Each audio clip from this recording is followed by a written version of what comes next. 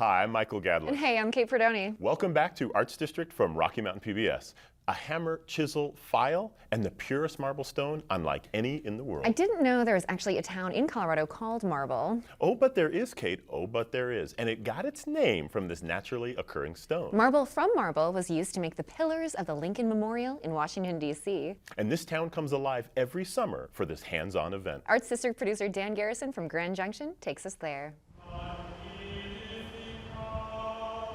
On the Earth's geological scale that's measured in eons and eras, spanning many millions of years, the brief three-decade history of the Marble Symposium is but a blink in time.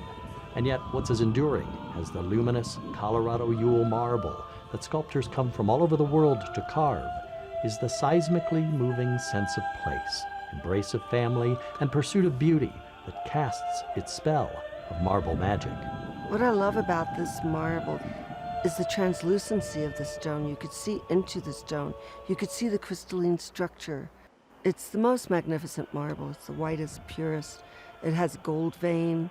It has a sparkle like no other marble in the world. And we love carving it. The Yule stone was so illuminating to Madeline Weiner that she became the founding mother of Marble in 1989. And she imagined a meeting of visionary people that would be fulfilling and meaningful in every detail. I came out here and I saw my three friends carving along the banks of the Crystal River at the Marble Fair in '77. And I was quite envious and I wanted to do it too.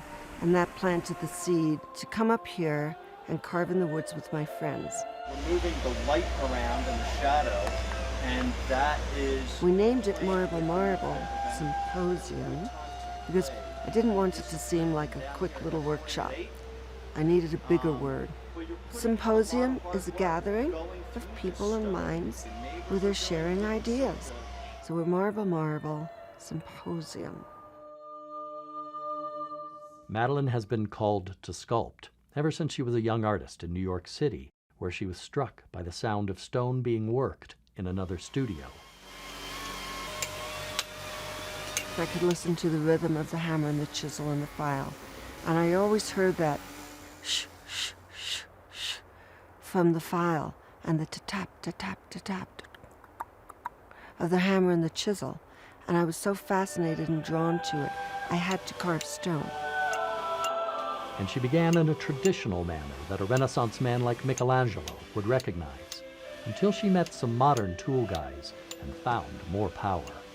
In the old days when I was carving with a hammer and a chisel, the way all the maestros carved, the way all the masters carved, it's a delightful way to carve, but it's very impractical. I love power tools. I just love power tools. The big body grinder and the big chainsaw. Diamond hydraulic chainsaw definitely changed my life. I'm a tool junkie. While the woods alongside the Crystal River are still whining with diamond saws, just like the old times when marble was an active factory, there are the quieter, less mechanized moments when Madeline takes the gloves off in a painstaking but pleasure-giving ritual of getting in touch with the stone. With all this power, I go back to working by hand. No matter what, it's a tactile experience. You're using your hands. The reward of working with these tools that get you in close to the stone, nothing else but the files, the sandpaper, it's so much fun. And it's hard work, and you bleed a little. These are the fingers that wear out. Madeline's son Joshua was also smitten by the Yule stone once he split his first block at the age of 18. There's really something kind of primal about shaping a rock or splitting a rock.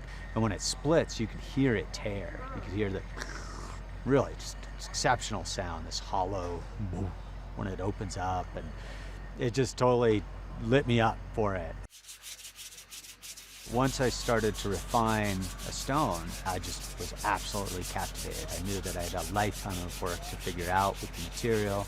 It's so exquisite, the history of it, that it was in the ocean and got compressed and crystallized. We were able to really see what it's encoded with, the time that it's encoded with, and the structure that it's encoded with.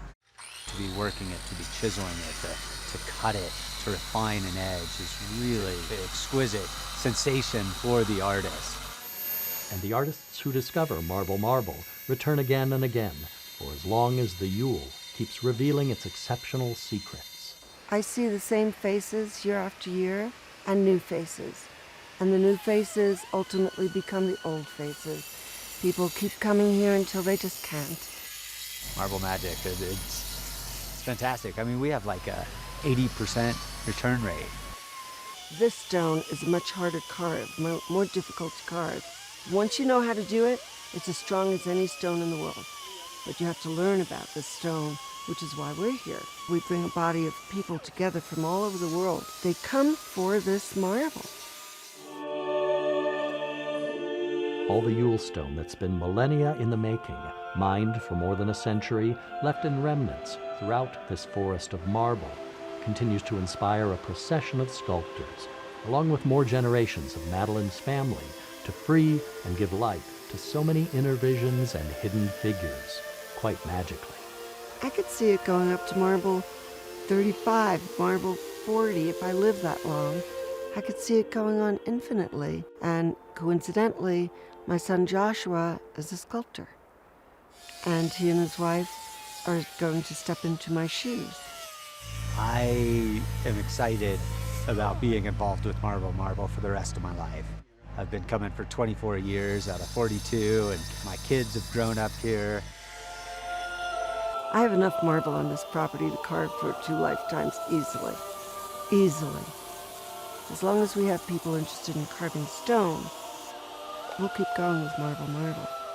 We protect the forest, we protect the river, we protect the sculptors, and we treat the stone kindly.